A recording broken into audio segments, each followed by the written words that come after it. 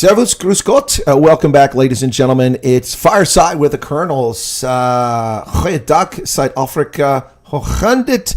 And it's Wynand, Toit, and Chris Wyatt once again for Fireside of the Colonel. We'll talk to you tonight about politics, maybe some of our own experiences out there in the real world serving uniform.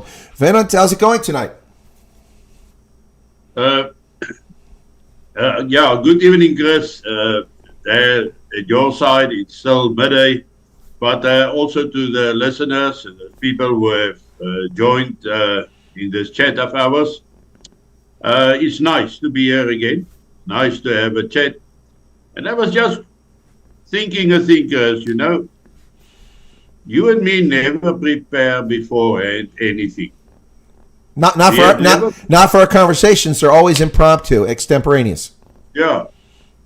And and then every time, as we continue with the conversation, subjects come and go, and in that way we actually have an excellent conversation because we don't prepare anything. Well, I think the only challenge here, the only thing that's unfair in our conversation is, of course, for those who don't know, you speak English in self-defense, and so you don't have a chance to prepare for the topics. So given that, I think it's a really well-flowing conversation as I catch you off guard with the topic sometimes, since you think, of course, in Afrikaans first, and then English comes second in self-defense. But I think that's probably the only unfair part of our conversation. Yeah. But still, we are here. It's Monday night, yeah. And we'll have to see what is coming up, what is going to jump out.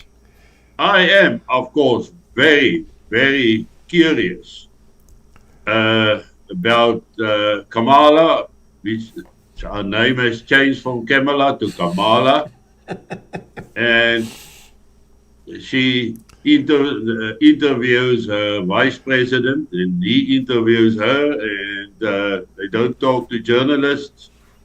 And now the Democratic National Convention, DNC National Convention. Yeah, the National Convention is on. They talk about thousands and thousands of protesters that's going to be there.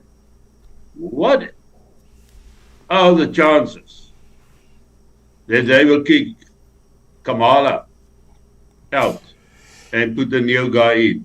I think it's a fair question, Wynand, and I think that at the outset of this, there was a good chance that she wouldn't get the nomination, but I think they've invested so much energy, time, and money and collusion with the media and pollsters that I think they're kind of committed to her now, whether they want her or not. But I mean, she's fine. Just like Joe Biden, she's simply a sock puppet for those who actually control the government. So they're happy with this. They don't care.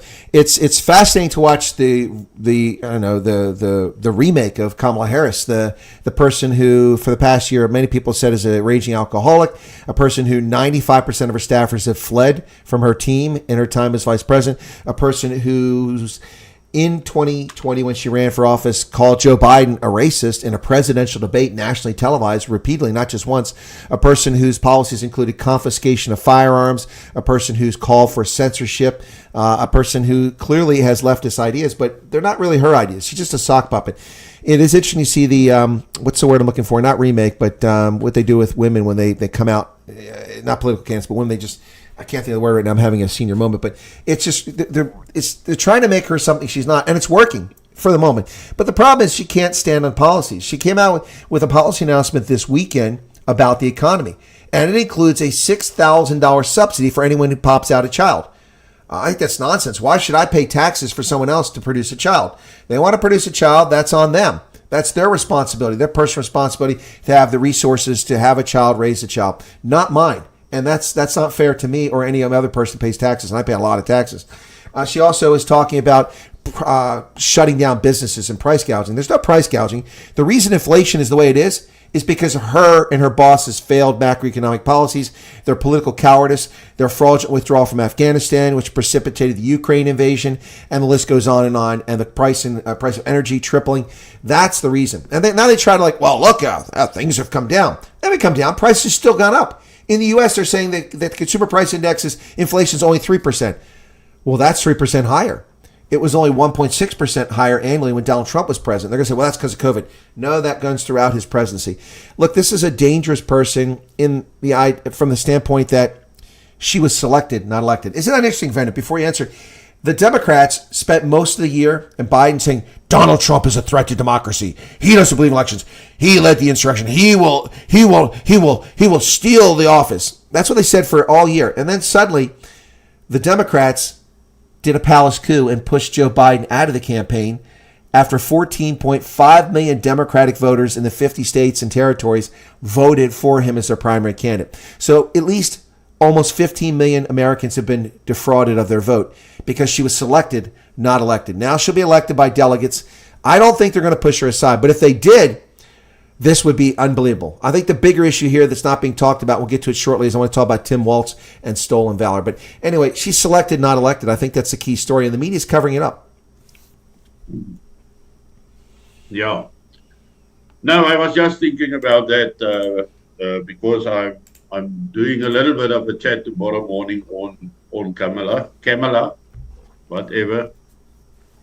She's apparently an Indian woman now, identifies as black. It looks ridiculous from the outside, I must say, but maybe more so for people like myself and not necessarily all the people that's watching from outside. I believe that in South Africa there will still be a lot of support for her. But anyway, and the other thing that is seriously bothering me is the possibility of Trump being sentenced to prison on the 18th of September. Well, as far as that, Wynand, that's a possibility, but it would also be historic and unprecedented. The fake crimes he's been convicted of do not normally carry a jail sentence. He's not. It would normally be a fine of some magnitude. I mean, look, the whole thing is ridiculous. If we go back to when he had to file a bond so he could be detained in jail after he was charged, this judge gave him a $450 million bond. Now, Bernie Madoff, who defrauded tens of millions of investors around the United States and around the world, who bankrupted pensioners who lost their life savings because of his corrupt Ponzi scheme, when he was put before a judge, in order to keep his freedom, he had to put up $10 million bond. $10 million. Donald Trump had to put up 45 times that. And he was accused of a misdemeanor offense, which had a 3-year statute of limitations, which had expired by 7 years by the time they brought this trial.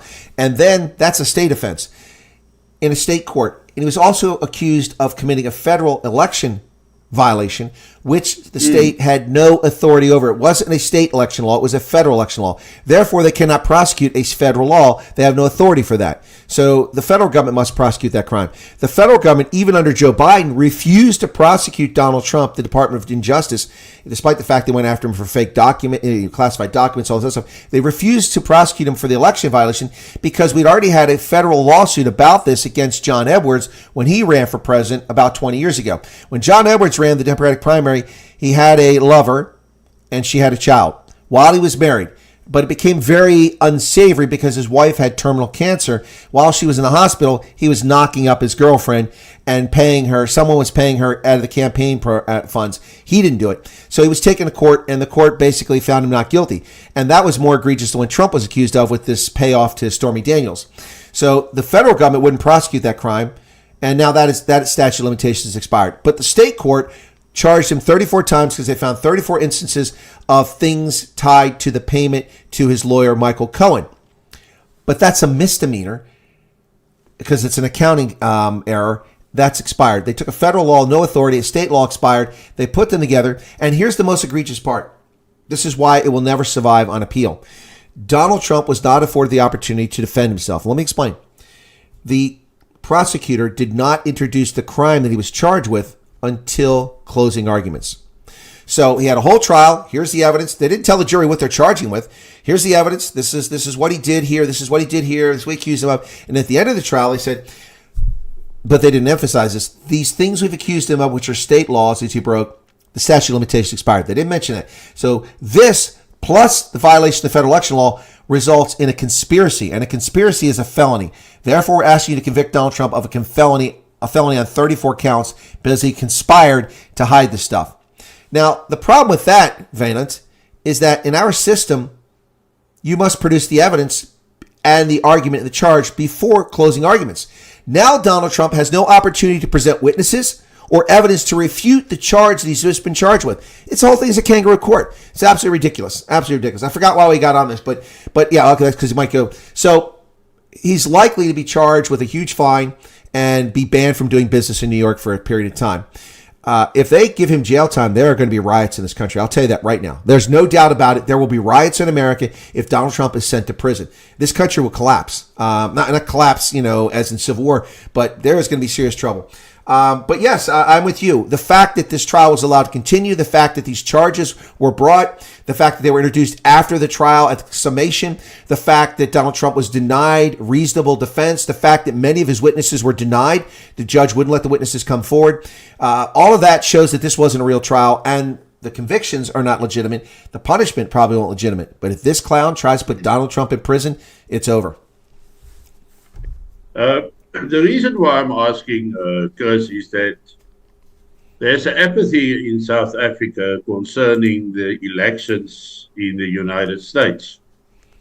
And, of course, all you read in the newspapers and see on television is what the reporters find on CNN, NBC, and all those channels. And they don't seem to understand the impact of choosing the wrong candidate at this stage in the United States.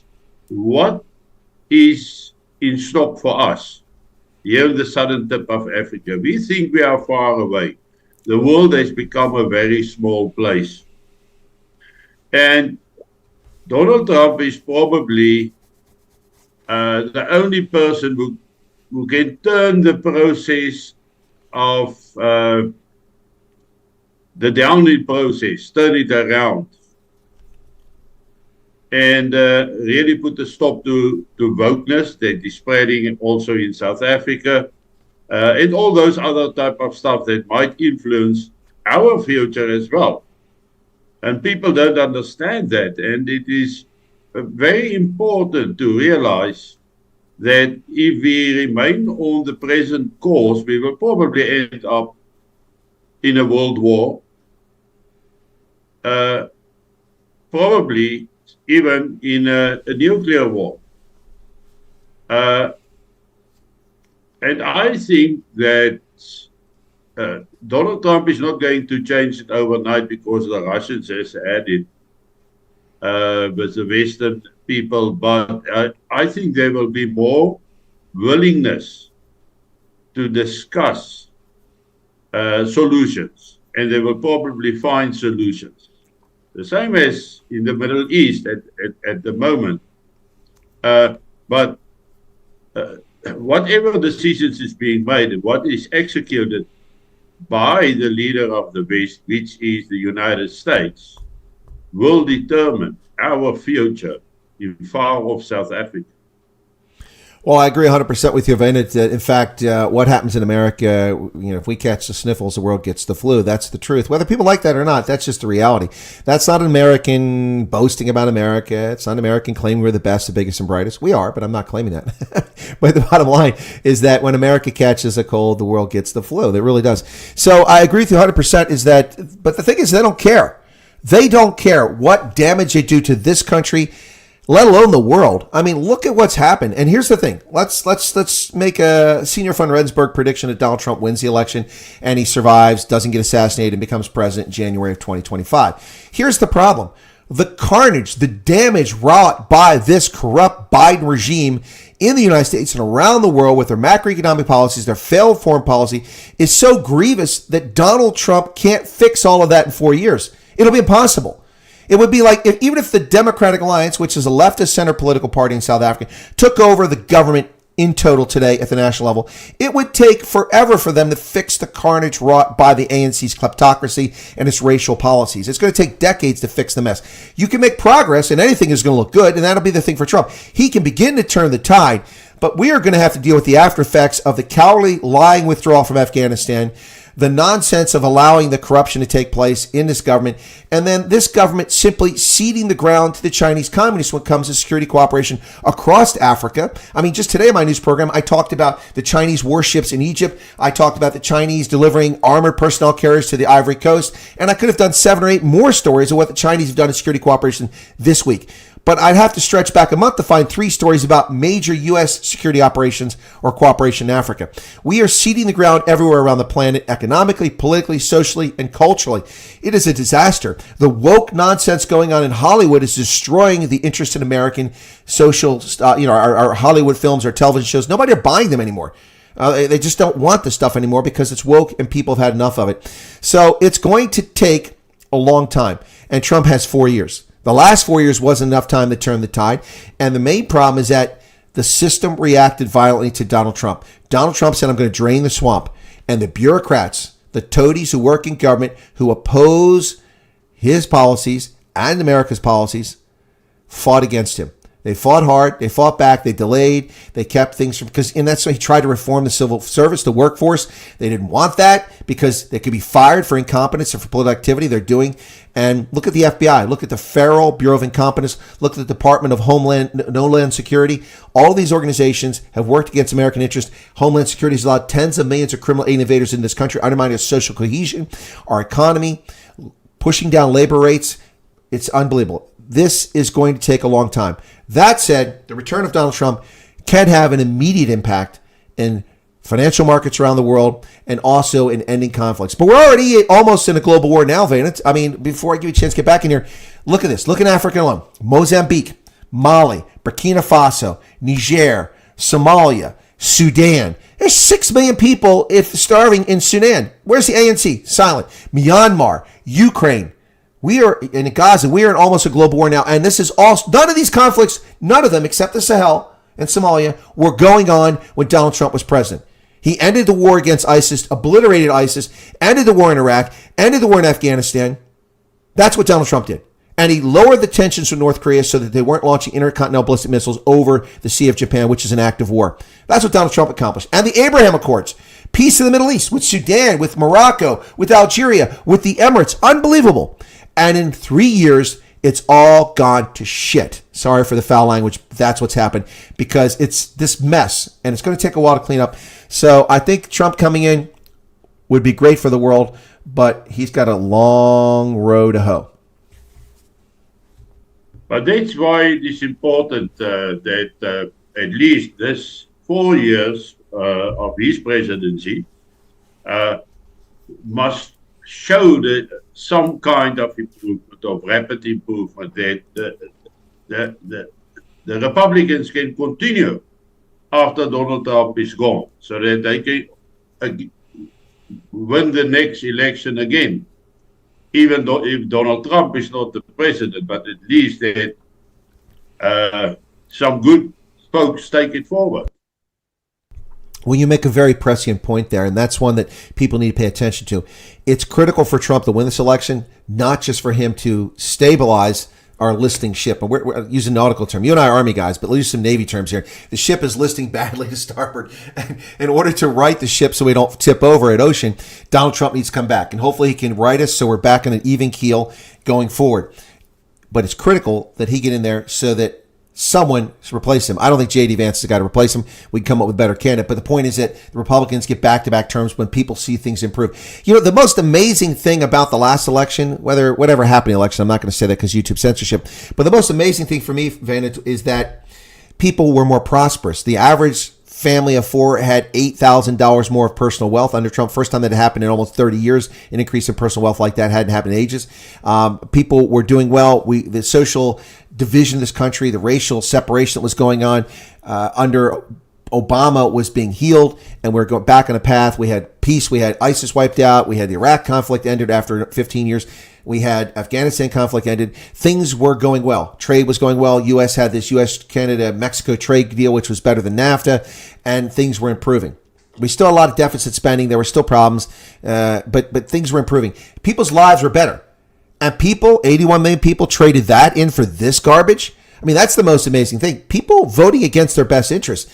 Historically in America, the Jewish community, which tends to do better than many other ethnic groups in America economically, has voted against its interests. 85% or more of Jews vote for Democrats who don't like Jews. They're anti-Semitic. We see that now. We see their pro-Palestinian, pro-Arab garbage. All these Democrats around the country, these Jew haters are everywhere. And Jews vote for Democrats. It's unbelievable. Just one example of a group of people who vote against their best interest. And we could turn that to South Africa. Look at all the black South Africans who live in abject poverty and vote for the ANC. They vote against their best interest. The stupidity of people voting around the world really is annoying. I'm getting tired of it. The older I get, the less patience I have for stupid people voting stupidly. Yeah, no, that's absolutely true. Well, we have talked just after I've logged in, we talked about the government of national unity here in South Africa. But there's also other subject which we should ponder on, and that is the 95 Libyans that was caught in the military camp in Bidrivier, Mpumalanga. And their case has been thrown out or withdrawn actually, and they are now flying back.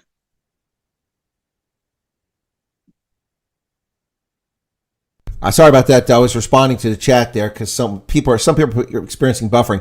YouTube is clearly messing with my program. If you're experiencing buffering, pause the video, wait 30 seconds to a minute, then push play.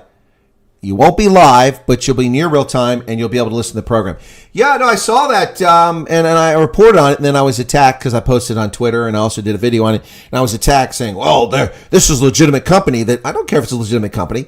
Those Libyans came to the country under false pretenses. They claimed they were going in for security training like G4S, but they were getting paramilitary training. They were being taught to be an army, and likely they're going to go. What's that? Something that has not really been mentioned anywhere with any newspapers or even in the court or elsewhere is the fact that, can you hear me, Chris?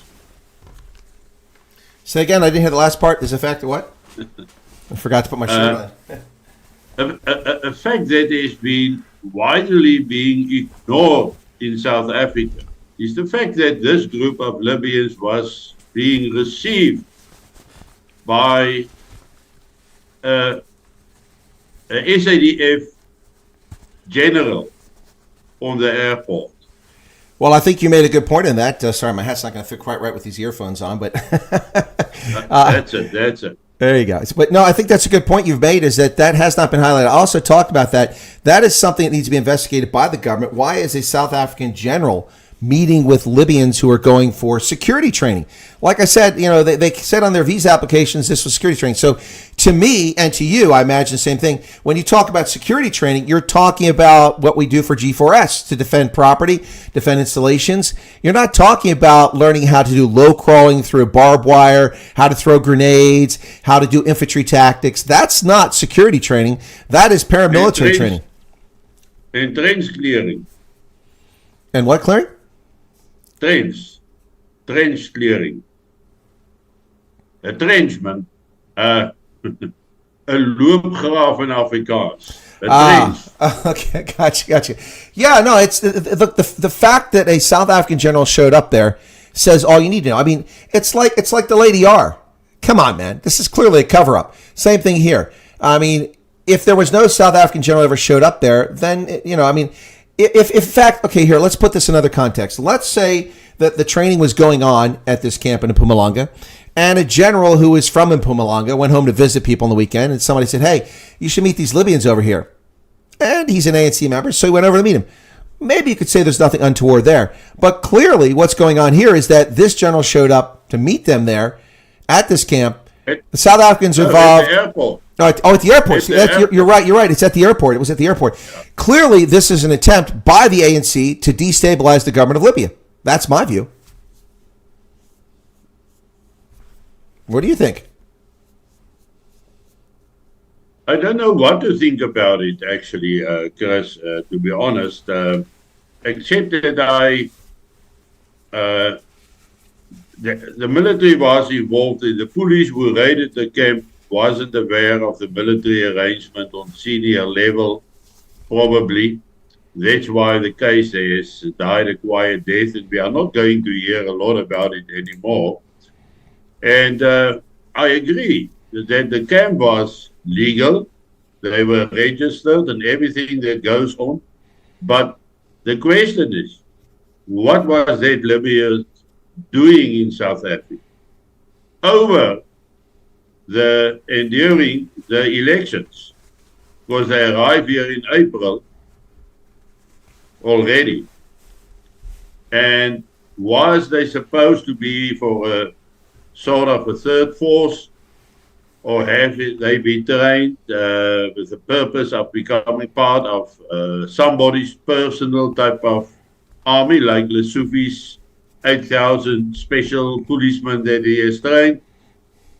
So it can be anything like that. It's just interesting now that they are being sent back to Libya, and we will have to see what is going to happen in Libya, because they can be arrested there if it was illegal or if they are on the other side.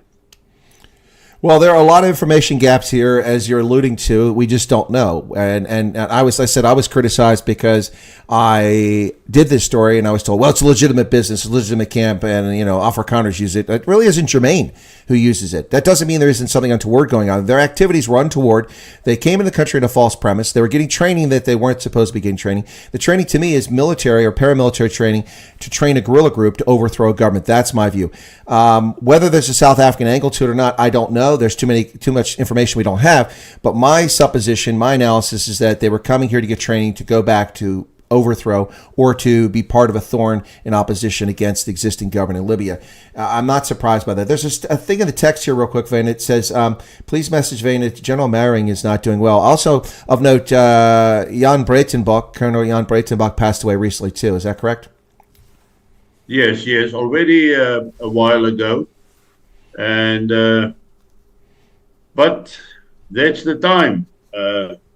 Our age is the trees that is being chopped off, the forest now, and we will have to live with it, sad as it is.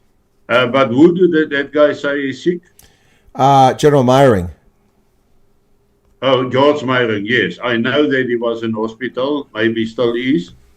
Yeah, but we had another almost daily guys that is falling away. I mean, in the old days before social media, you only found out years later that a certain person is not there anymore. But now it is instant, and everybody knows about it.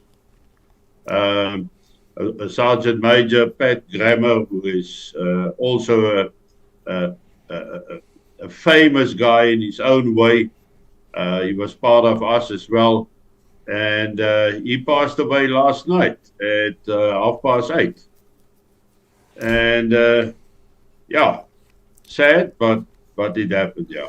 No, you make a point, and it reminds me also of the Zimbabwe, the Rhodesian forces, as folks pass away. You see the head of the Zulu Scouts passed away a few years back, and that just brought it to point for me. But you're right, social media does make it for something we see all the time. Phil Donahue, he's not military, but a famous personality, just passed away. I mean, these are things you wouldn't necessarily hear about, even with famous people in the past, but now it's almost daily. And of course, I mean, the strange thing is that for a few generations of South Africans who served in uniform in the South African Defense Force, it's a wide range of people passing away. Of course, some people pass away younger because of cancer and other illnesses. The passing of Teens Jordan a year before last, that was sad. He was one of the younger members, the young end of that cohort. And now on the older end of that cohort, people are passing away. Of course, Barry's passed away recently. That was a bit of surprise for me. So it's, it's unfortunately, ladies and gentlemen, we are on this planet for a period of time.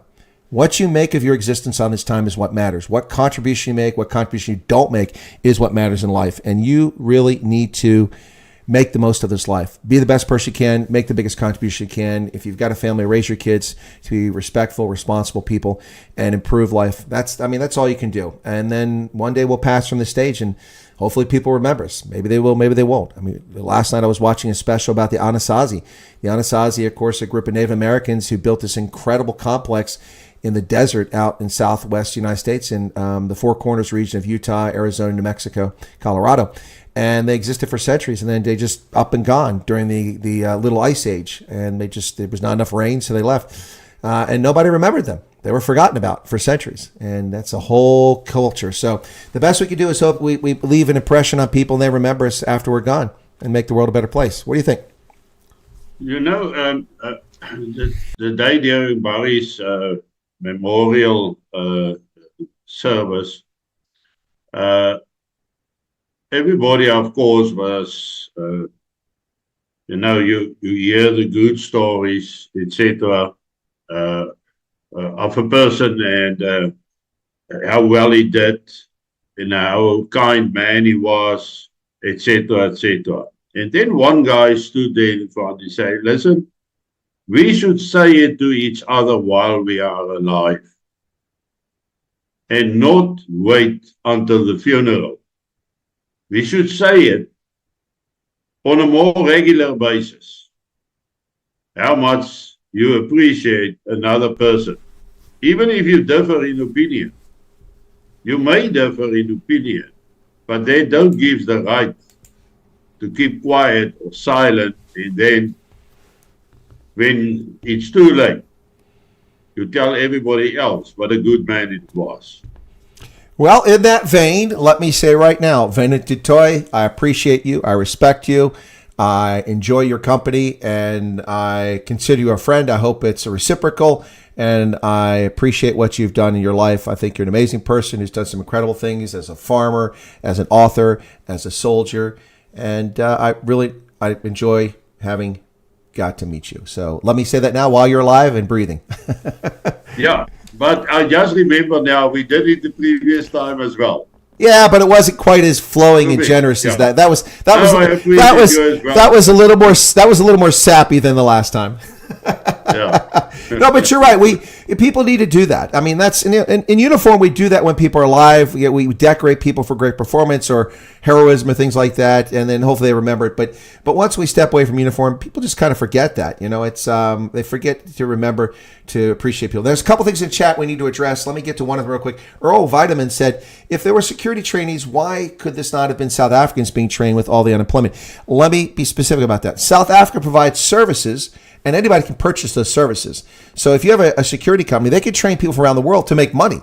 So they could send Americans there to learn how to do these services. We don't need Americans. But a better example would be that from Botswana or from Malawi, people who need to be trained to work for G4S, they may send them to South Africa for the training there because it's better organized. And then so it's perfectly legitimate for Libyans to come to South Africa to do security training for what I was just talking about. But paramilitary training, whole different story. And South African general meeting at the airport, that's really stinky and fishy. There's another thing, I don't want to get too far away from this. It was asked a while ago, and one of the viewers asked us our opinion on Ukraine's offensive into the Kursk region. Any thoughts on that? You want to chat about that real quick?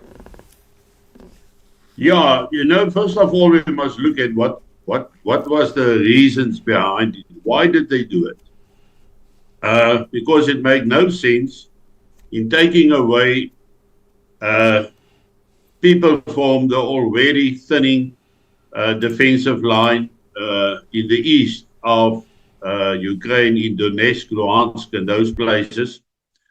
And I think they wanted to make a PR statement by going into Russia, and the main aim was to go in as far as possible, and maybe even to the Kursk power generating nuclear power station. But they didn't make it up to there. And the Russians used their reserve forces, and they have maintained their advance to a large extent. So then this attack force started moving out to the flanks, north and south, and spread the area which they are occupying became thinner but longer on the Ukrainian border. And I think that is partly to get supplies in on time, etc. And they wanted to make a statement and maybe reassure the West so that they can continue with money donations weapons, and what else. What is interesting, though, is the large number of foreign nationals who is involved in the Ukraine attack. Because there's a lot of people that was killed with, shot and killed by the Russians with, they got the patches of France on their soldiers, other guys, there's even some Americans with the patch on, and Polish fighters, a lot of them, all with their patches on. Now, it is easy to say that, well, they are mercenaries, they went there on their own conviction. But the fact is that the planning is probably NATO. All the weapons is NATO. All the equipment that they used in this attack is NATO. And they have been trained by the Germans and I think the British. And that's what is being learned from the POWs at this stage. Now, from the Ukrainian side, you hear very little about what's going on physically on the ground, except for their successes. There's a lot of people in South Africa that believes that the advance of the Ukrainians in Kursk area is continuing unabated, and they are unstoppable on the road to success. But in Russia, with such a large country, with so many people, so many trained people, so many equipment available, you can only expect them to reach a certain point, and then it will taper out. Now, if you look what has happened in Donetsk over the past 2 weeks, because ever since the Ukrainians crossed the border in the Kursk region, the Russians advance in Donetsk, Luhansk, those places of the East Front, has doubled in speed. And there has been some major breakthroughs in protests, but I don't know all these Russian names. It's very difficult to pronounce. I know that they got New York, but not New York in the United States. It's New York in Ukraine. Interesting that, there's a Johannesburg in the USA. I did not know that there was a Johannesburg in the USA. I know there's a Monrovia. It's in Maryland. Now, there is a Johannesburg because when they discovered gold there, at those somewhere there, they called the place Johannesburg in the hope that it will be the same rich gold levels found in Johannesburg. Go and look at it, search on the map. There is a Johannesburg. But okay, the New York, so they had a breakthrough there, Chris, and the Russians as up their fighting. It is as if their missiles has become more accurate. Even their drone footage shows a huge improvement from earlier during the war. We say that they have upgraded quite a lot of stuff in the process. And at the moment, I am of the opinion that Ukraine is not going to last very much longer. If NATO is not sending in troops, Ukraine cannot stand. And with the few F-16s that they have received up to date, they are not going to make any difference. And even with all whatever long-range missiles they receive, it's not going to change the course of the war at current. Yeah, no, I would equate, there's a few challenges here. First, I would equate what the Ukrainians did with what the Iraqis tried to do at Kafji when they initiated the conflict against us in the Gulf War. They tried to do basically a probing attack, although this was more than a probing attack. They hoped to capture Kafji to prove that it was not worth the coalition's effort to fight them in Kuwait. and it went disastrously for them. They actually fought against mostly submarines and Arab troops from Bahrain and others, or not Bahrain, but the Qatar and the others, and it went poorly. But the problem with this attack, and the reason I think they did it, was partly for that, but the main reason they did it is that Ukraine is not on the front page. It's not in the news. It's yesterday's news, and nobody is paying attention to it. And Volodymyr Zelensky was desperate to get more money and get more help so he could kill more Ukrainians and Russians. And so he had to do something. And so they pulled troops from Donetsk and other places that they cannot afford, thinning their lines. And they made this, I think, ill-advised offensive into Russia, because now Ukraine is no longer the underdog. The fairy tale story that they've been telling for the past 2 years is that they're the poor victims of Russian aggression. Well, now they've invaded Russia, attacked towns, and killed civilians. And so they're the ones who are the aggressors now. And from a military standpoint, they've put themselves at grave risk. They have a salient now that is a little dagger into the Kursk region, but their flanks are vulnerable. If the Russians want, they could do a pincer movement at any time, cut them off, and just like the Nazis in the First World War, surround those troops and then just take them apart piecemeal or starve them out. And that's what happened to 3 million Soviet prisoners of war when the Nazis advanced across the border in 1941. And so I think this is a foolish move by Ukraine. It now makes them a bully. It undermines all the arguments they had, but I think it was a desperate move that Volodymyr Zelensky had to do to get attention from Jens Stoltenberg. Well, he's gone now. To get attention from Joe Biden, but Joe Biden's too busy sleeping, so he's not going to get from Joe Biden. But the establishment here in D.C. that's been sending weapons. Now, I agree with you that there's a real serious concern. The Germans and others, Brits, have been training these foreign fighters.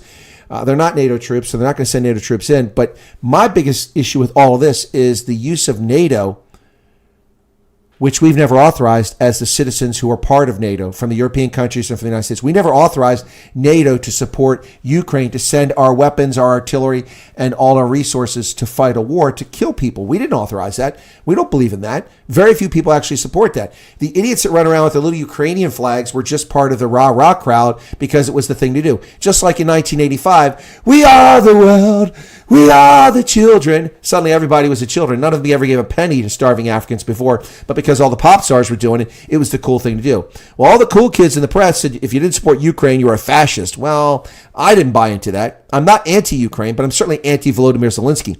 And this conflict could have been avoided, in my view, had there been adults in the room in Washington, at Brussels, in Kiev, and of course Putin. He's also responsible. But if there had been adults in the room, we could have avoided this. But there were no adults in the room, and now we're dealing with the consequences of it. And it's Joe Biden's proxy war. It's NATO's proxy war. NATO is fighting a war in Ukraine against Russia on our behalf, and we didn't ask them to. That's my biggest beef with it. No, it's quite true. It's quite true. I think that the damage that has been done to Ukraine by Zelensky and his ill-advised moves, I think is stand a good chance that Ukraine won't exist in the end. Yeah, no, I'm with you on that. Now, Icano just said, where did I see that Ukraine hurt civilians? Okay, kind of. So you think that driving military equipment across the border, firing artillery and rockets into cities and towns, and civilians aren't hurt? An army of occupation occupying an area doesn't hurt civilians? Of course civilians are hurt. What you are inferring, which I never implied, is that they've targeted or rounded up and killed civilians. I never said that. I'm not making that claim. But a conflict, any conflict that crosses a border, is harmful to civilians. It's not like they clear the battlefield. Okay, guys, come in, do what you want, and then come back. Our houses are intact, our economy is intact. Even if their houses aren't destroyed, even if there's no occupation, the mere presence of military disrupts economic activity, which has an impact on people. So civilians are harmed. Listen, folks, when I look at security, I look holistically. I look at all the impact. It's not just your wife being raped, your daughter being raped, your family being burned out of their home, artillery falling, people being maimed. It's not just that harms civilians. It's the mere presence of conflict and troops on the ground. Whether they're good troops or bad troops who misbehave, it doesn't matter. It has an impact on civilians, and it's not a healthy impact. It's not something we should be doing. It's true. And the other thing is there is no strategic target in Kursk. There's no military bases. There's nothing that they can attack there that will actually help them on the ground in Donetsk, for example, or in Kharkov. So Yeah, I agree with you there. I think it was a very stupid uh, decision to cross the border into Kursk. And of course, they did it all with all the vehicles, all the tanks, everything they sent in were NATO and US equipment. Oh yeah, I saw Bradley fighting vehicles from the imagery. Yep.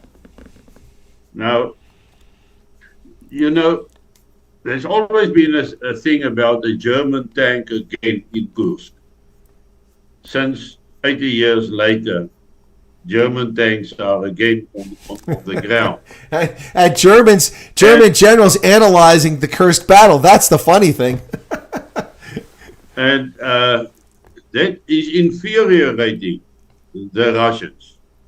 So it might have been that they are trying to provoke Putin to do a tactical nuclear strike.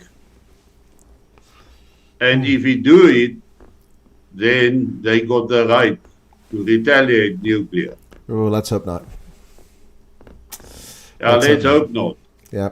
Now there's a but question. There's a lot of people that's speculating on it. Yeah, no, there are a lot of people speculating on that, and I hope they're wrong. But Gray's Wolf is saying, what about the fact that Russia invaded Ukraine over 10 years ago? Does that factor in at all? Not really. It's not germane. And in fact, that invasion was facilitated by Barack Hussein Obama, who said and did nothing about it. He sent the mixed signals to the Russians, and they invaded Donetsk, and they occupied and reclaimed the Crimea. Really not something that's going on. And then there's another comment here from Icona saying Russia tried to invade Finland for centuries and never worked. How's it going? Either Wagner, by the way. Actually, Icona, you're factually incorrect. Russia did occupy and hold all of Finland as part of the Russian Empire for centuries. They defeated the Swedes. Charles XII was smacked at Poltava, and they occupied and claimed all of Russia. In fact, the Russians built forts, a big fortress on the what's the islands there? The Öland Islands off the west coast that are occupied by ethnic Swedes. There was a huge Russian fort there. And during the Crimean War, there was a big naval battle that took place outside the fort. The fort was bombarded. But the Russians owned Finland for centuries. It was part of Russia. It was the Grand Duchy of Finland under the Russian Empire. It wasn't until the end of the First World War that they broke away. They fought for their independence, and they won. And because of people like Mannerheim. And in 1939, the Winter War, the Soviet army, which was heavily depleted because they executed 60,000 colonels and above, just murdered them all, put bullets in the back of their head. They had inexperienced leaders. They went up there and they had a debacle in the Winter War. Unfortunately for the Finns, there's only so many Finns. It's like the Ukrainians. There's only so many Ukrainians. And with 2 million of these wussy cowards hiding in Germany instead of fighting in uniform where they should be, Ukraine is really strapped for manpower. They got to conscript 50-year-olds off the streets and throw them into combat. Finland was running out of bodies, and they negotiated a settlement, gave up Karelia and big chunks, plus all their nickel mines up near Petsamo. A disastrous impact for Finland, but the country survived, and now a town that I'm very fond of, Lappeenranta, which was far from the border, is only a few kilometers from the border with Russia. In the Second World War, after the Germans invaded Operation Barbarossa, the Finns attacked the Soviet Union, but they had limited objectives. Had they had more serious objectives, Leningrad would have fallen, but they didn't. Anyway, the point here is that you're not correct, Icano. The Russians did hold Finland for centuries. It was Russian territory, and they controlled it administratively for centuries. They only gave it up in 1918, 1919. And I think I got that spot on. What do you think there, Wynand? Yeah, I agree with you. And Ukraine, for example, that it's all about now. I mean, Ukraine was part of Russia, and they allow Ukraine to form their own government after the collapse of the Soviet Union. There was a lot of goodwill. Okay, you can take Crimea as well. We just want to keep Sebastopol. Our Black Sea naval fleet is there. And that was the attitude. But it all changed when they had the Maidan coup. That happened. Mm-hmm. And when the coup happened, Russia realized that, listen, we are going to lose Crimea and Sebastopol. And they can't afford to lose Sebastopol. And that's why they held a referendum there, and Crimean population voted in the majority to become part of Russia. So whether that elections was fair or square doesn't matter. The fact is, Russia took it back because it was a strategic move which they had to execute. The people in the Donbass, in the Luhansk, at the same time, they wanted to break away from Ukraine and join Russia. And Russia was the guy who said, no, stay with Ukraine, stay with Ukraine. And Russia negotiated with Ukraine for how many years? The Minsk agreements, Minsk I, Minsk II.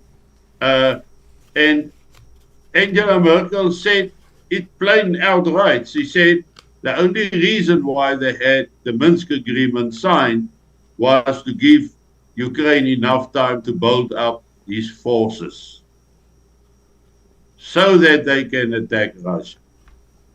So 90% of people in South Africa will talk and tell you, yeah, but Russia has invaded an independent country, and that is wrong. But the reasons why, the provocation until the point of the invasion was all from one side. And it could have been avoided. I mean, 2 months in, there was an agreement that was reached, I think in Budapest, or was it in Turkey? I'm not sure where that agreement was signed. Budapest, I think it was. Yeah, Budapest. And then Boris Johnson flew in. And he said, no, tear it up. We must fight the Russians now. We will be with you to the end. And now, all those voices are quiet. Yeah, where are the peace conferences from NATO? Where are the peace conferences from Biden? Where are the peace conferences from Olaf Scholz? Well, Rishi Sunak's gone now. Now it's Keir Starmer. He's too busy arresting Brits for retweeting things and putting them in prison for 3 years. Fascist state of the United Kingdom. Where's Emmanuel Macron? None of these there's no voices of reason here. And the carnage, for those who've never served in combat, never served in uniform, shame on you. Sending people to die, shame on you for facilitating a conflict like this. Shame on you politicians for allowing this to happen. This is horrific. What is happening is absolutely horrific. To Russians, to Ukrainians, it needs to stop. This is nonsense. There's no justification for this conflict whatsoever by either side, and neither side is innocent in this, and certainly not NATO, and certainly not Biden. Biden has definitely got his hands here. And now, today, the House of Representatives released a 291-page report, which clearly, with evidence, implicates Joe Biden and what we've known for years. He sold influence to Ukraine, to Romania, to China, to Russia. He betrayed this country, committed treason. We have the evidence. We have the bank statements. We have all the information, multiple witness testimony. Joe Biden is a criminal, done and dusted. We've known it all along. And this is one of the reasons why this conflict is going on. It was a distraction to hide this, to help him get through his presidency while Congress had the inability to investigate this, while they're busy debating giving money to Ukraine. Remember, in the beginning, you remember this, all this, ooh, Ukraine, yeah, flags everywhere. It's the same like gays for Gaza. You guys are stupid, man. You want to be gay in Gaza? Good luck with that. Good luck with that. Yeah. But I mean, it's the same thing. People jump on the bandwagon. And that distracted people for a year and a half before they woke up. And the whole time, I think you've been doing it, but my understanding of Afrikaans isn't deep enough that I don't watch you often enough. But I've been saying from the outset that Ukraine is not innocent in this. Now, I did go and interview the Ukrainian ambassador, but that's because she made herself available to me in South Africa, and we talked about what's going on. But that didn't mean I had a pro or anti-Ukraine position. I report on as an analyst objectively and as a journalist objectively, and I've said from the very beginning that Ukraine is as much responsible for this conflict as Russia, and they did nothing to prevent it. In fact, Volodymyr Zelensky intentionally antagonized Putin and pushed Putin to this point where Putin... But ultimately, this war would have been avoided if Joe Biden were not present. Why? Because when Joe Biden lied about Afghanistan and withdrew from Afghanistan, on top of all the other stuff he did, the stupidity that built up to that, Putin said, hey, there'll never be anybody this stupid sitting in the White House again. Now's the time. And that's why he went across the border. You remember, Chris, you were the very first person I told that, I think, more than 2 years ago, before the Russian invasion, where I said, if I were your enemy, I would attack you now. Yeah, yep, you did say that. Joe Biden. And we both agreed on it. I mean, look, let's just run through the clock real quick of some things that happened that Biden did nothing to do. First off, 9 days after he became president, on February 1st of 2021, Myanmar military overthrew their government. What did the Biden regime do? They said did nothing. No major sanctions, no diplomatic discord, no major news stories. They arrested a Nobel Prize winner. And look, she's not innocent. She was involved in corruption. But Aung San Suu Kyi was the president. They threw her in jail. They started arresting parliamentarians, torturing them, murdering them, kangaroo trials. They started murdering the Rohingya minority and going after all kinds of people. And we did nothing. 9 days after he was elected, nothing. Then 6 weeks after Biden was installed as president, Putin moved 70,000 troops to the border of Ukraine on the Belarusian side and on the Russian side. And what did the Biden regime say in the spring of 2021? Nothing. They didn't say anything. So Putin's like, oh, I can move troops to the border and threaten them? And then on September 11th, we'll withdraw from Afghanistan. And the debacle that it followed was all the evidence that Vladimir Putin needed that this clown was a fool and he would do nothing to stop an invasion. And so they did it. And he already had a precedent for it because when Obama was there, Obama did nothing when they occupied the Crimea. Anyway, go ahead. But because it must be largely humiliating to see the Taliban having a military parade with the American vehicles. Well, I suppose we got American military vehicles somewhere around the world. I mean, certainly not in Cote d'Ivoire. They're buying Chinese. Yeah, but then, yeah. Have you seen the video of the parade? Oh, it looks like East Germany. It looks like Moscow during the Cold War. That's what it looks like. Those vehicles. Yeah. Hey, congratulations to the Taliban. They've maintained them for 3 years. That's impressive. I'm impressed that they're still operational. I mean, most weapons like that you put in the hands of a medieval army are going to fall apart, but they're still running. Look, I was very impressed. But let me be clear about something here. Not to you, but to the audience. There was a lot of people complaining that we abandoned all this military equipment. We left it behind. We have to be very clear about that because that's not a true statement. Well, let me say why it's not a true statement because a lot of people don't understand this. Congress, over the course of 2 decades, appropriated over $1 billion worth of military hardware for the Afghan forces. So foreign military assistance, we granted money. Congress in law said, you get this X hundreds of millions of dollars to purchase training equipment. The Afghans, as we directed them, purchased Black Hawks and armored personnel fighters and automatic weapons and artillery. We basically gave them all that stuff. When we abandoned Afghanistan, that wasn't our equipment to take. It belonged to the government of Afghanistan. Now, you could say we should have taken it anyway. That's a fair argument. But it wasn't ours. We didn't abandon our equipment. We abandoned the Afghans to their fate. That's a true story. Girls being murdered, gang raped, shot in the head on the streets, being locked away, denied education. This is all a consequence of Joe Biden. But yeah, that equipment, which they have, they won the war. So it's theirs.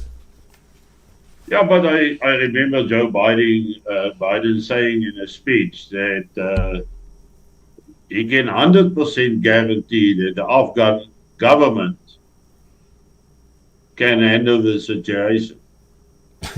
Yeah.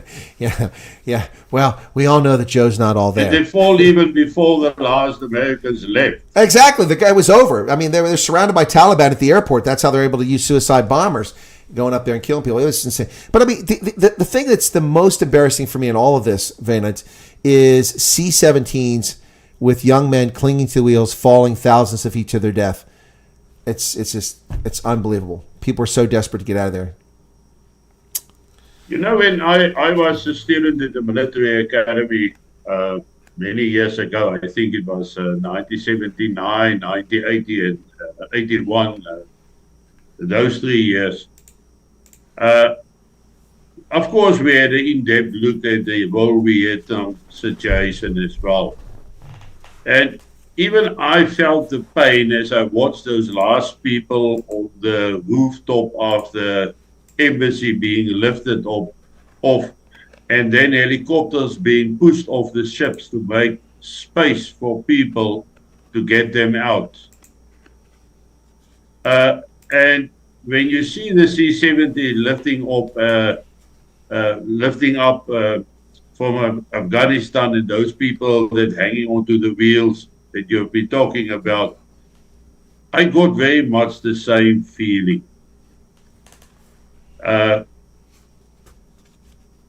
For so many years, things go well, and then all of a sudden, it's just war. But I think a lot of it has to do with the political leaders of today. Because you also, during that stage, who was the president, Johnson, or who was it? No, when the helicopters were tossed off the roof at that time, you're talking about Vietnam. That was the end of the Nixon era. So I think Ford might have taken over at that time when those helicopters were pushed off, and we abandoned them because that was 1970. Just after the Watergate scandal. Yeah, that's when that time frame that was. Yeah, so that's that. There was a big distraction domestically. Look, I mean, it's not funny, but it's amazing how rotten things are and how little it takes to change things. So let me give you a couple examples, Wynand, and get your take on this. For years, I was told that the conflict in Sierra Leone was intractable. There was nothing anybody could do. We saw what was going on there with the child soldiers, the murders, the amputations of hands, all that stuff. And I said that a disciplined military force could end this conflict overnight, almost. I said it could be done quickly. The British ignored it for years. Then finally, after a decade of this stuff going on, they sent a rifle battalion minus into Sierra Leone, and in 3 weeks the war was over. And there hasn't been a conflict since then. In Vietnam, the North Vietnamese, after we made it clear we weren't going to do anything, invaded, and within a matter of weeks collapsed the South Vietnamese government, and the communists took over. The Khmer Rouge murdered 26% of Cambodians in Cambodia, and it went on for several years until the Vietnamese had enough after a cross-border incursion when they slaughtered 3,000 villagers in Vietnam in the most gruesome fashion. They stuck sticks into the vaginas of women and impaled them. It was sickening. It's kind of like watching, what was happening in the Carpathians back during the days of Vlad the Impaler. This sick stuff. And so then the Vietnamese army invaded Cambodia, and within a matter of a few weeks, the Khmer Rouge was gone, and that nonsense ended. Now, they still were around. They retreated the mountains, and they still were a guerrilla force for years, and it took forever to get Pol Pot. But the point is that a disciplined military force can end a conflict quickly. In Liberia, that civil war went on for 13 years. And I told people all it would have taken is a reinforced U.S. Marine Rifle Company to end the conflict. People are like, what are you talking about? I said, because all you need is disciplined soldiers who know how to fire properly. And so what happens is you come down there. The war in Monrovia was like this. You had guys running around half naked, half drunk, half high, just pointing guns like this, running around, just shooting indiscriminately. It just takes a couple disciplined soldiers or Marines to put an end to that. And my point with all this is that these horrible conflicts, now Ukraine can't be ended in a week or two, but my point is that a lot of these conflicts, these corrupt regimes or military juntas are underpinned by no popular support, and they are very vulnerable. It just takes discipline to overthrow them. Now, the problem comes after that. Who governs? What happens after the overthrow? The same thing in Myanmar.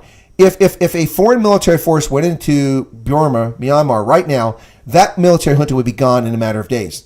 They're already suffering major defeats against, organized militias in the north, and it wouldn't take much for an organized military force from Japan or Australia or India or somewhere like that to go in there and stop this carnage. It's tragic how these people are allowed to pervert what being a soldier is all about.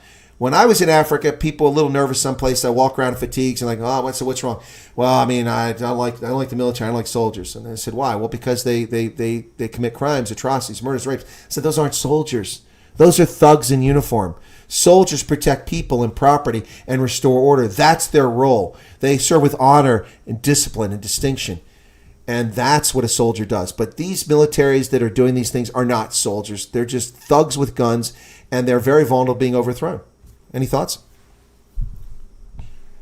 Yeah, I agree with you. I agree with you on that one, because my experience of soldiers is, of course, now from the SADF side, I consider us a highly professional bunch of men, honorable bunch of men, but you always get that few they didn't want to be there, who are not supposed to be there, and they bugger up the whole scenario. Hey, howdy. Yeah, I was wondering when I will get something to drink, But anyway, uh, so looking from out of that viewpoint, I will always say as a soldier's behavior is extremely important. He portrays who he is, who his country is, but most of all, the discipline he displayed uh, reflects right from the top through to the bottom, to the lowest ranks, to the troops, but it's also a reflection of your country. How well is your country organized, and how much proud is there in your achievements, in what you are doing? And that, of course, is absent in a lot of places. But what is extremely bothering is the amount of violence that goes with this unorganized bands, like you have now said, the Khmer Rouge, those people. The violence is excessive. All the fighting in Africa, the infightings, and I'm not talking about the organized fight. I'm talking about rebellions and those type of stuff, revolutions that is being driven. Those people are all extremely violent. It is as if they wanted to subject the people to their authority by using excessive violence. And that is the danger of uneducated soldiers, or whatever you want to call them. And that's the danger in South Africa, is the day when we arrive to the point where power is being enforced by violence. I agree with that 100%. What you're saying. I'm sorry. Go ahead. Like we are seeing in Haiti, for example. The strongest gang is the boss. Now, that's a good point.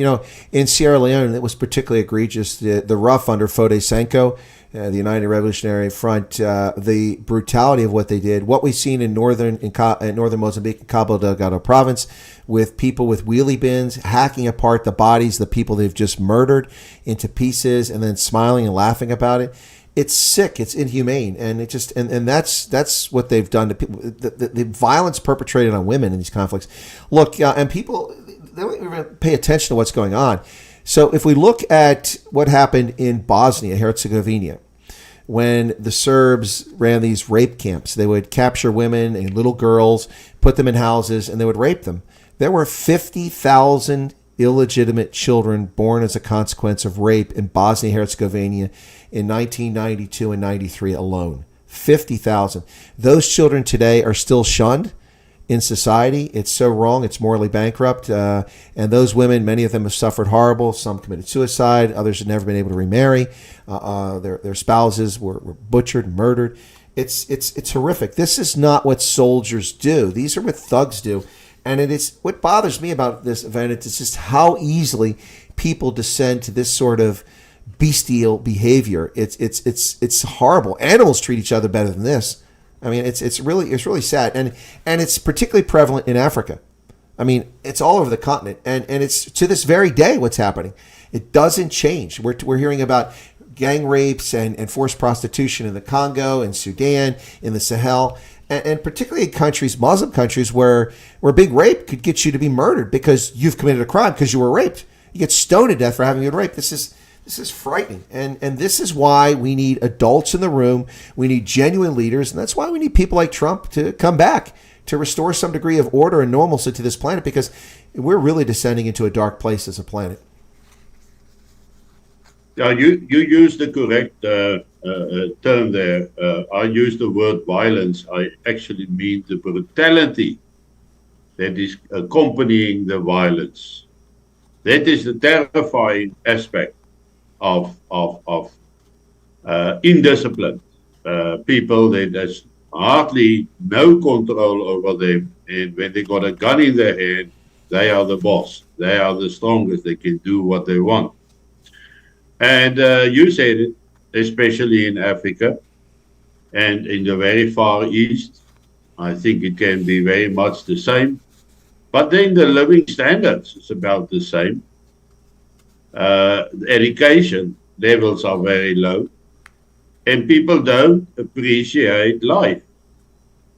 There's no appreciation of the value of a life. It means nothing.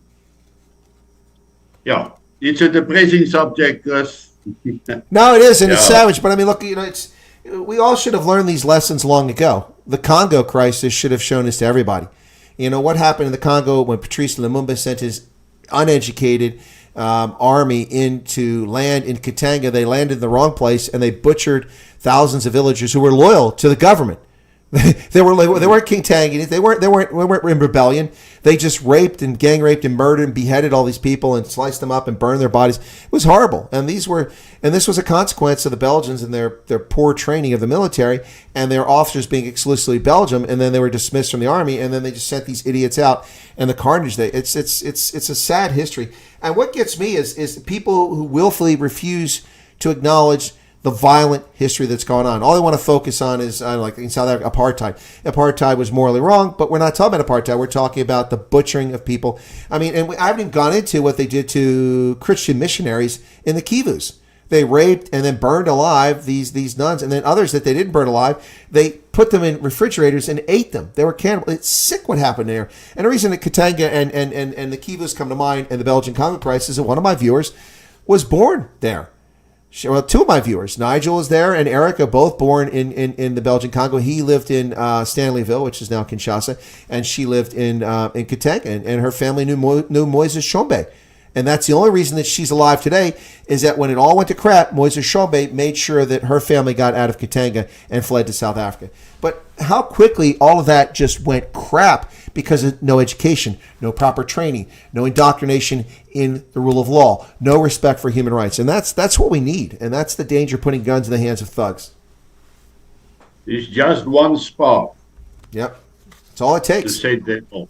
That's all it takes. I mean, look, in South Africa, in July 2021, if it had been for, more reasonable and calm minds in the Western Cape and in Gauteng and in other parts of the country, the whole thing could have gone up. Look what happened. KZN was a contagion. And so quickly, the Mooi River toll plaza, 100 trucks burned, and it all went from there.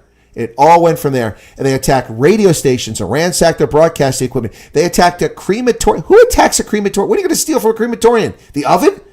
They attacked water supply. And then they stole all that ammunition from a crate that was supposed to be in Cape Town. Very scary situation. And thank goodness that South Africans were armed and defended their neighborhoods. And they listened. I'll tell you what, during that time, I was on air for 6-8 hours a day talking to South Africans, and people were asking for advice what to do. I'm not sure what you were doing because I was so focused on what I was doing. But I talked to a lot of people, and I talked to them about organizing and having shifts. You can't be up for 24 hours straight, protect your neighborhood because you're going to be useless. You got to rotate. Make sure you got fire poles, in Conla fire poles, so you have a place to get water when people throw petrol bombs and try to light your house on fire. Erect barriers. Come up with security measures. Find the gaps in your security. And I was giving you all this advice, and people followed it. And a lot of people, I don't want to say they're alive today because of my advice, but I'm sure that a lot of people are alive today because of their actions. There was no SAPs. There was no SANDF. They were on their own. And that's the scary part when things fall apart. You're on your own. Especially now where people start to acknowledge the fact that the SANDF is not in a position to protect the country against nationwide violence. They've admitted it, and that's a scary thought, because always we grow up with the idea that there is a strong military and a strong police force that will protect the lives of people, and they are the first to go with the masses once a thing like this starts. I mean, even if you look at the violence in the Congo, it is as if the soldiers became peasants running in the streets, do whatever they can do, and of course, plundering as far as they go. Yep. No, Mark Myberg just said, "Don't be on your own. Join Sightlander's Civil Defense." There you go. That's an unpaid promotion there. Yeah, no, it's really look, and we don't have to look to Africa, Wynand. I can look at Chicago, 1968. Look at Minneapolis in 2020. Look at Portland 2020, and look at Chicago this week, and let's see if anything happens, because the pro-Palestinian crowd is going to be there in force. Lots of other groups are going to be there. Over 220 different groups said they're going to protest outside the Democratic Convention at the United Center, which is where the Chicago Bulls play their basketball. We'll see how the police react. This is a city that is beset by violent crime every day. Young black children are murdered in Chicago every single day, and the Democrats say nothing about it. By the way, I don't know if you saw this, but today's schedule, because someone's asking her, when does the DNC convention start? It's already underway, folks. The big speaking engagements occur in the evening. That's the televised stuff. But the convention goes on all day long. And this morning, they had meetings. They had meetings for the Black Caucus, the Hispanic Caucus, the Native American Caucus, the Arab American Caucus.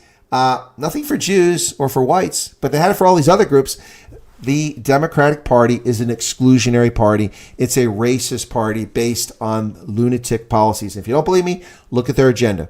Wait till you see who speaks this week. Joe Biden talks tonight if they can keep him awake long enough with amphetamines. Yeah, we have entered full circle now. We are now back with Kamala. Yeah, we are. But I think if Kamala or some of the Democrats for some other reason win the election, because then we are in big trouble. I almost used the wrong word here and say ugly word, but then we are in deep trouble. Well, let me make a prediction, and I will track this after the election. If Kamala Harris wins this election, I guarantee you there'll be no ammunition on the shelves in Pennsylvania within a week. I won't be able to go buy ammunition. You want to bet dollars or donuts? That's going to be the case. And also finding firearms will be more challenging. And there'll be a backlog of records checks pretty quickly, because people are going to be frightened. And this is a state where the majority of the population is reasonable. It's just the lunatics who live in Philadelphia and Pittsburgh who make it a purple state. But 90% of the physical territory of this state is reasonable, centrist or conservative Americans who believe in God and country, faith, family, and flag. That's what they believe in. Not bathrooms that you choose to use, not boxers with genitalia that bounces up and down when you celebrate your victory, beating up women in a ring, that sort of thing. That's not Pennsylvania. But there are people in the state who are like that. But I'll tell you what, there'll be no ammunition available. If you do self-loading, make sure you get plenty of powder and plenty of brass, because you're going to be doing a lot of self-loading, because ammunition is going to be gone. We saw this in 2020. But the reason why ammunition and firearms were in short supply in 2020 wasn't because of conservatives. It wasn't because of rational Americans. It was the leftists who were terrified. They ran out and bought guns. The people who don't like guns, the people that don't want us to have guns, they bought guns in record numbers. and that's what happened in 2020. But I guarantee that if Kamala Harris wins the election, come the end of November, there'll be no ammunition available in the Commonwealth of Pennsylvania. It will have all been purchased, and they'll be desperate to fill it. So if you're an ammunition manufacturer, now's the time to ramp up production, just in case Kamala wins. Interesting comment that one of the guys in the US made is the fact that, as he said, why is the conservative Republicans not protesting as well? Why do they accept blow for blow that the Democrats are dealing out at them? Now, that's a bit of fighting talk, but it's as if the rational people is much more passive. So once they pass that passiveness, once they get to the point where you don't have a choice, then it becomes extremely dangerous. Because we are sitting with the same problem in South Africa. We were safe for too long, too many years, a lot of passiveness, sitting back. But if things went askew or go askew in South Africa, we will definitely see, let's not go there. Yeah, we don't go. But the point, I think your point you're trying to get at is that conservatives and centrists tend to be people who respect the rule of law. We obey the rule of law. And that makes us vulnerable. to the political left. They have, for well over a century, resorted to political violence. Anarchism began in America.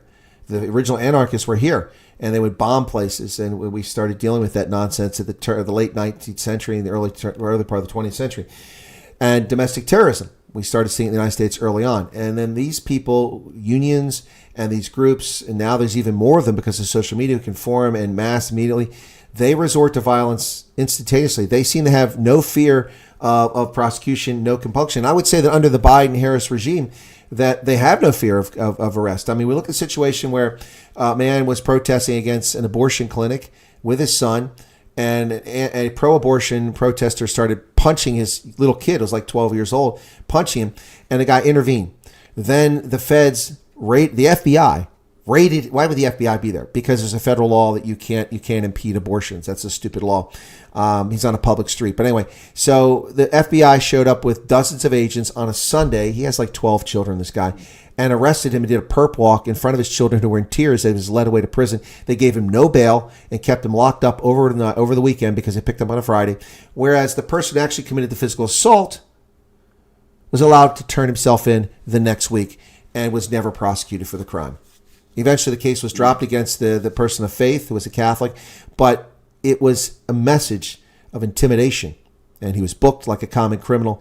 Unbelievable, because he defended his son, who was being physically assaulted by an adult, and that's what happens. And so the government has been protecting these people under the Biden-Harris regime. They protected them under Obama, and quite frankly, the Trump government didn't do enough to prosecute these people. They let all the people in 2020 off the hook.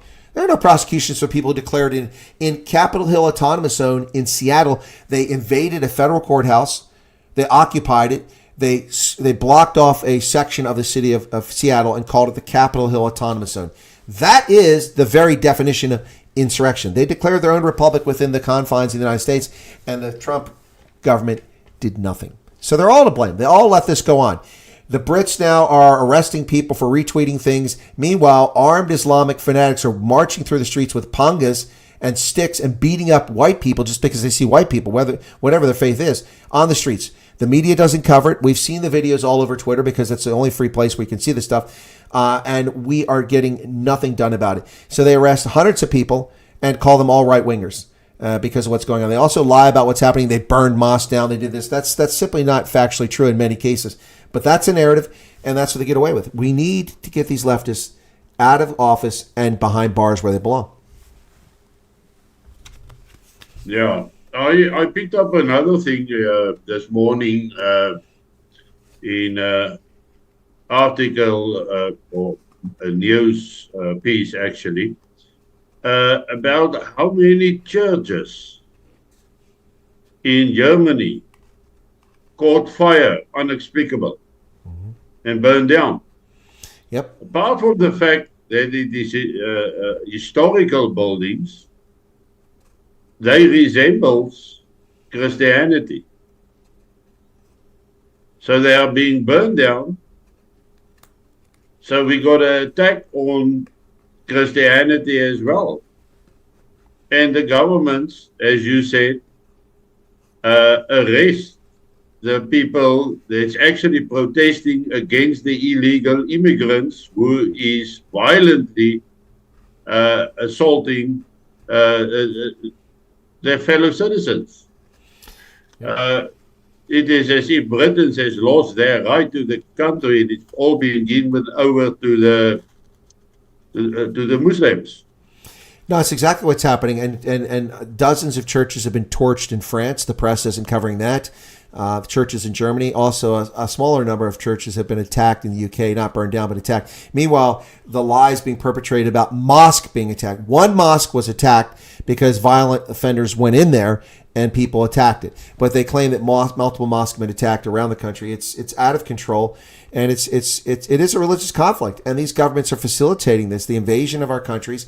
And you know, I remember when George Bush, he called the axis of evil. Remember that North Korea, Russia, and Iraq. That was his axis of evil. The real axis of evil is Russia, China, North Korea, and Iran. That would be my axis of evil. But I remember that, and he talked about a crusade to get rid of Saddam Hussein, and the Muslims lost their mind.